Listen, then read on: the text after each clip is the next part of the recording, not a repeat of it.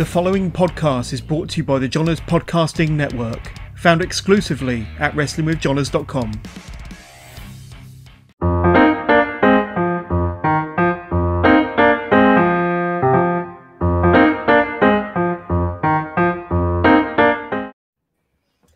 All right, welcome to Buckle Bomb Entertainment.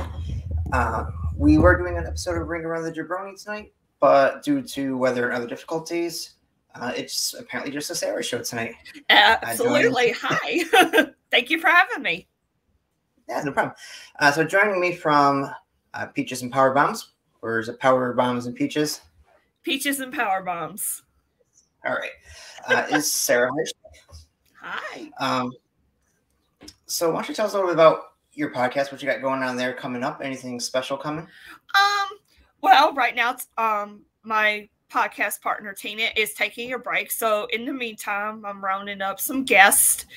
I just started doing that. And hopefully, as WrestleMania draws closer, in addition to other happenings such as Supercard of Honor with Ring of Honor, hoping to bring some content and some special guests to talk about what we think is going to happen, what's not going to happen, other things. So, other than so much going on that weekend because you got Impact doing a pay-per-view that Friday night as well with Multiverse of Magic.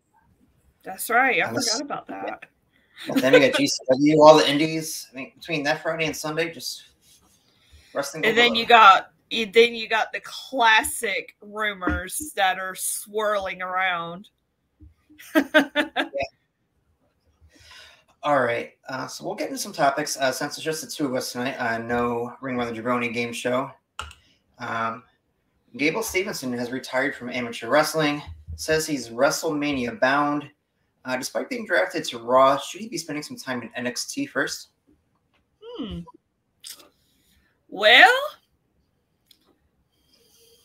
I say yes, but considering his background, NCAA background, he's an Olympic wrestler. That's shades of Kurt Angle right there. Mm-hmm. Brock Lesnar, and I know Brock Lesnar spent time at OVW when they had that going on. So it's a toss-up, I think, because considering Kurt Angle, he's got the similar background. And then you have Brock Lesnar. Both of them are, legendary in their own right. So I see it going either way. And I think they just won. I think his team just won a championship or something this past weekend.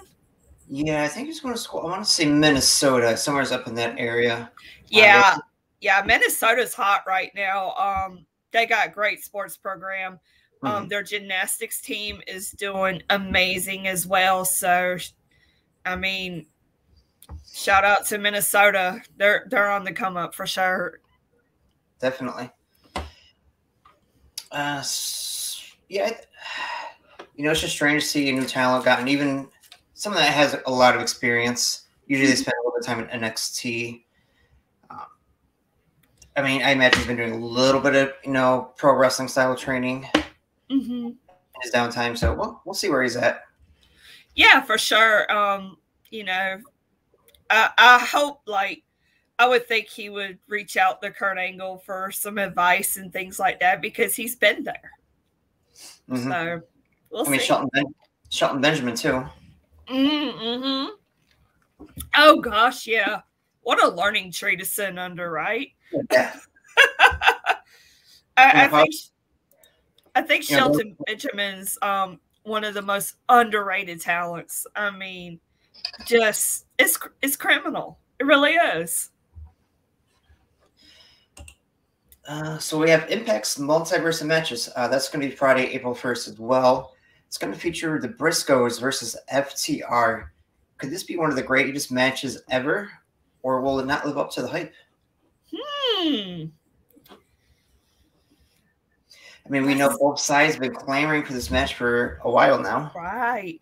I thought it was on the Supercard of Honor, but I guess it's going to be at both shows, or Could be both. best of 3 or something. I think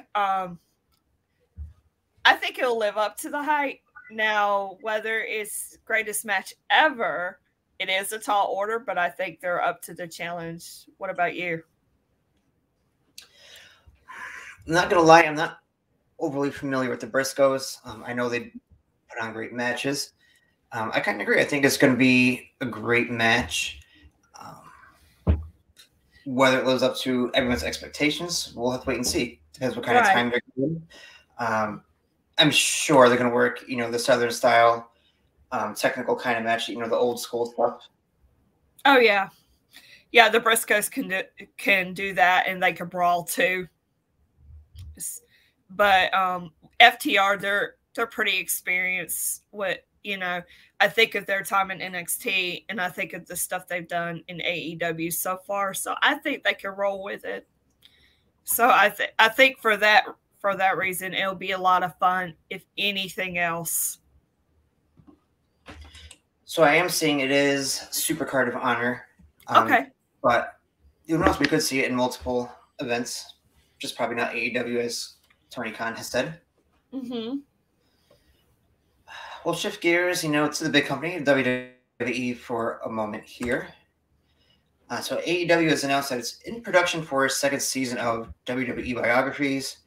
Iron Sheik is the only confirmed superstar who will get the biography. Who else should appear in season 2? Oh wow. Not as familiar with season 1, but I know they've done a few. And then let's see. Who all did they do in season 1? I know they did. Did they do The Undertaker, or he was on something else? I think that was the Hidden Treasure show they had done. I gotcha. Let me pull it up real quick. Okay. They did Stone Cold. I know they did him. Okay.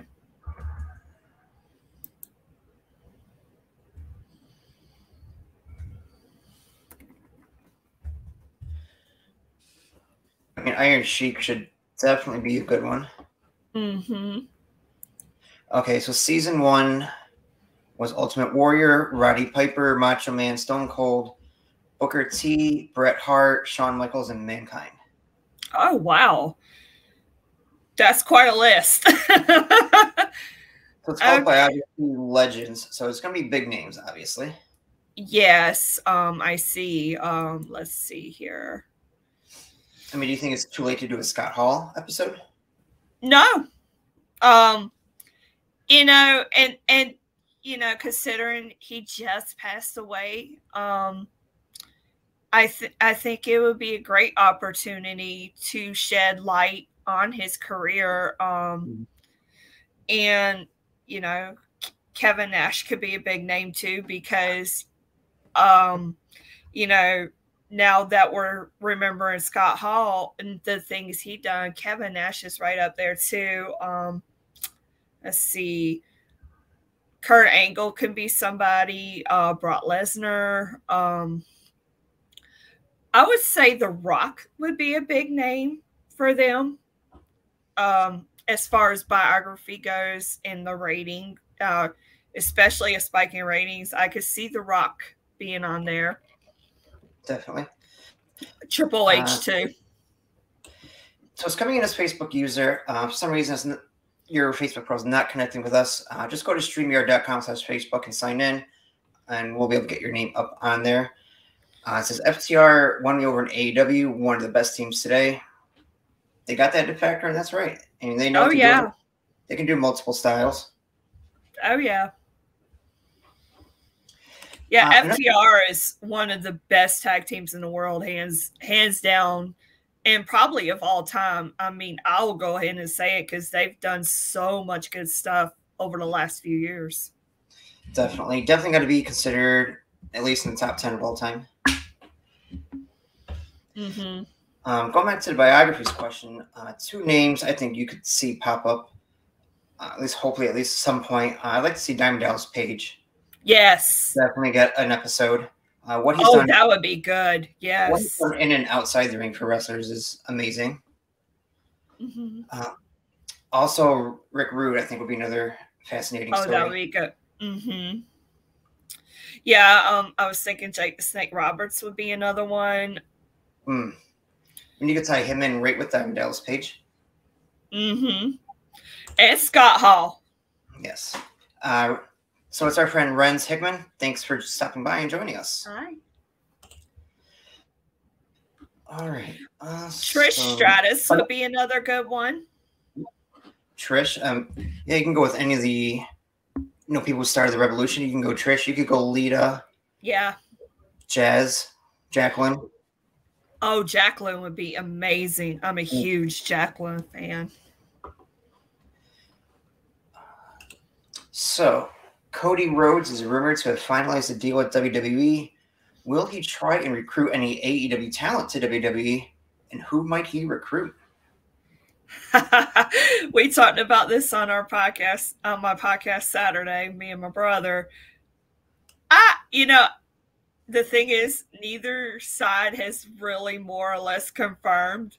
I'm not going to believe it until I see it. I think he's playing everybody.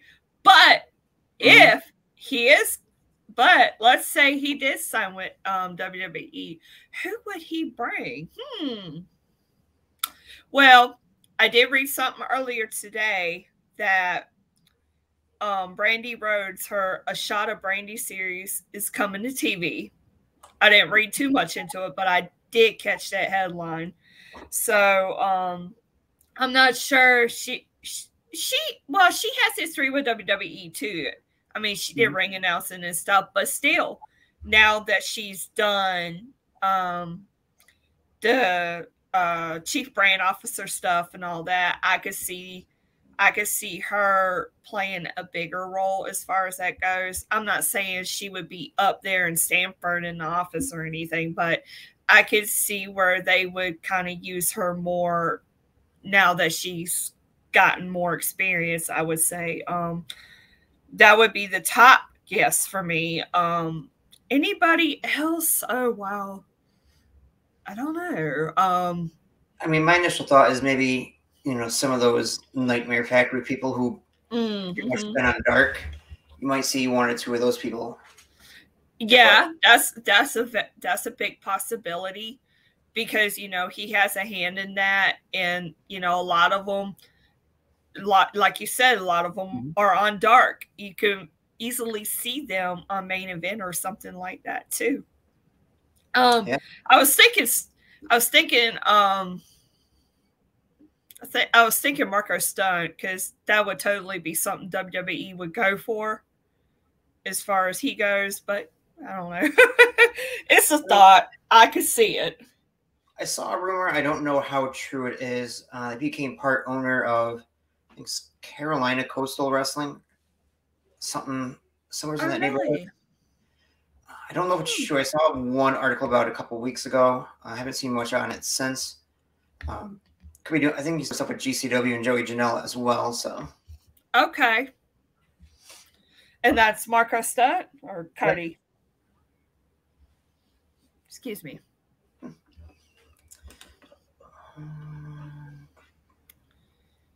Next topic is one I didn't know too much about.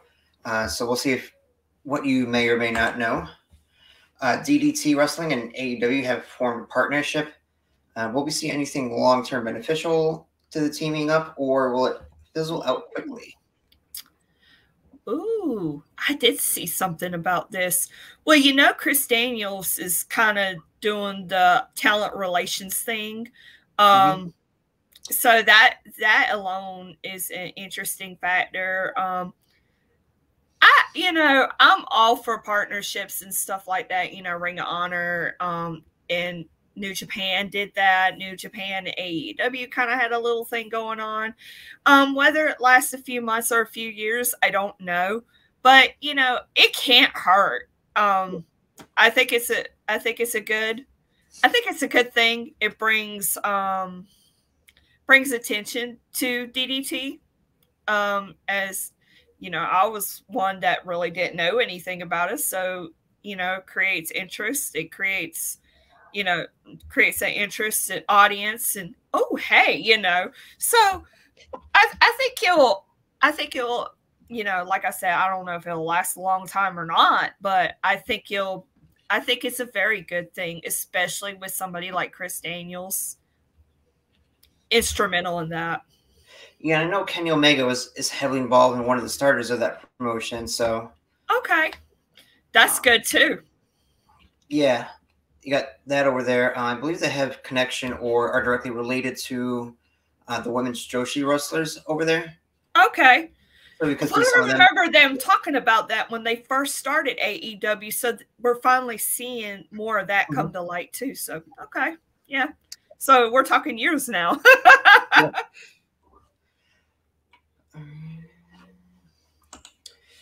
Story came out that Brock Lesnar is giving Natalya and other women critique and advice after their matches on SmackDown.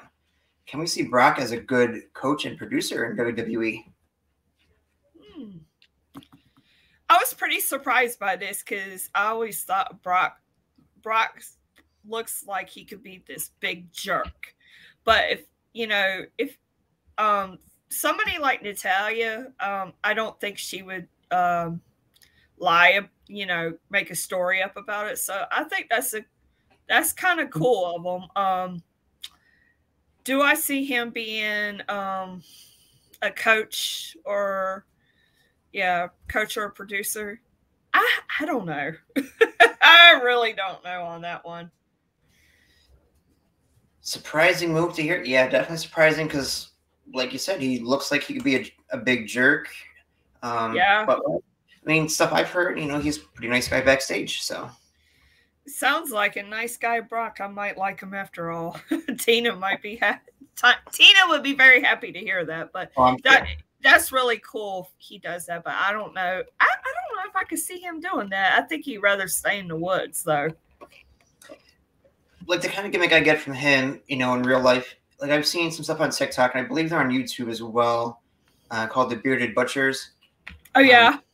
And I guess he's become a member of them. They do videos of like cutting meat. He's got his own line of a spice rub coming out. Actually, Brock Lesnar does. Okay. So I'm sure that'll do well because wrestling fans will want to try it. Oh yeah. I mean, I know I like to eat, so that would be something for me to be like, oh, let me see what this is like. Let me blow this candle out. Looks the flames get too big. Don't need to set a fire during the show. Don't need that on there. No. I mean, we want it to be bomb and everything, but, not literally and figuratively. Cowboy Brock. Don't know on that. I think Comedy Brock is really good. Back when he won, Money in the Bank, when he, it was Brock Party. Oh, yeah. Or Brock, it's great. It's funny. Mm-hmm. He annoys me. But it's good to see different sides to him. And, they're doing more with him and Roman this time around. And I kind of like that.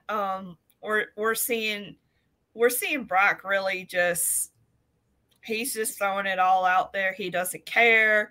Mm-hmm. And you got Roman, you got Roman trying to escape and all this stuff. So I saw bits and pieces of that Friday, and I was like, you know what? This is going to be better than I thought. I'm still stuck in WrestleMania 31 because I was actually there.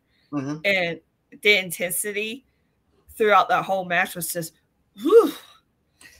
I watched the match. I could watch the match rather, and just feel like I'm there all over again with the anxiety and stuff. So I think it's going to be so much better this time around.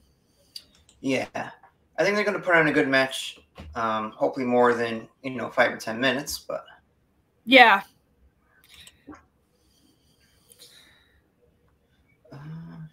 So last topic I got here. Gail Kim was on Busted Open Radio. I'm not sure that was today or yesterday. But she said the next step in the women's evolution is getting equal pay for the women. Is that the next logical step, or is there something before? Do you think that happens? Well, let's see. Well, considering you got like Charlotte and Ronda main eventing this year. Charlotte's main eventing in the past. You had Bianca and Sasha main event. You know, I don't see why not, you know. Women, I mean, just in the last few years alone, just women's wrestling has come such a long way. And we'll even throw like Britt Baker and Thunder Rosa into the equation because, you know, the main event from last week, you know, it was really good. And also it was a year prior, they also main evented Dynamite, same show, like St. Patrick's Slam. So that was a really nice touch. And I mean, people, you know, as long as you're creating good content to where you want to see them do this. I mean, if you put, say, like years ago, you did the Playboy match main event, it just stunk the joint out, you know. But now you see in the story, you see people, you know, seeing people get their shine. This is what they worked for. I mean, so yeah, why not? You know, Gail, to me, I love Gail Kim. I think she's her statement is pretty valid, and this is somebody that should have thrived in WWE, and I feel like she was at the right place at the wrong time, and I'm glad to see that she got recognition in Impact, TNA Impact. And so yeah, you know, I'm not gonna knock her for that, because why not? You know, I believe she, you know, it's a valid statement from her. Yeah. Yeah, what she's doing with, you know, the women over in Impact is great. Maria Kanellis, before Ring of Honor shut down, was doing great for the women's division over there. I mean, if them two can get together in one promotion, and I'm sure with the right roster, they could certainly do great things. Oh yeah, Maria Kanellis is one of those that just, you know, you didn't think much of it at first, but she's really done a lot. You know, so yeah, she would be somebody I would be like, you know what? Yeah, because Maria, I wish I was more like her, because I love the fact how confident she is, how upfront she is. She's brutally honest. I mean, to me, she's like the whole package. I haven't seen her wrestle in forever, but just, you know, just her work she's done in Ring of Honor and stuff like that. I mean, it's something to be said for that. She was on Renee Paquette's podcast sometime last year, around the summertime. It was just such a great interview to hear how her mind works. Maria, great on the mic. Absolutely agree. Yeah. Maria Kanellis gets 0 Fs, and that's all the way back to the Diva Search where she flipped off Carmella de Cesar. You knew then that was a Spitfire. All right. Well, that will do it for us here today. We'll link Sarah's podcast in our video description when this goes up on YouTube tomorrow morning. Or just search for Peaches and Power Bombs on Facebook, and you'll find her stuff. Yes. Like, subscribe, and share here and on our page too. And don't forget to join us Wednesday night for Buckle Bomb Entertainment Live. We'll be doing some great discussion, going over, you know, reviewing Raw and other events over the weekend, and a preview for Dynamite. Have a great night, everyone. Bye, guys.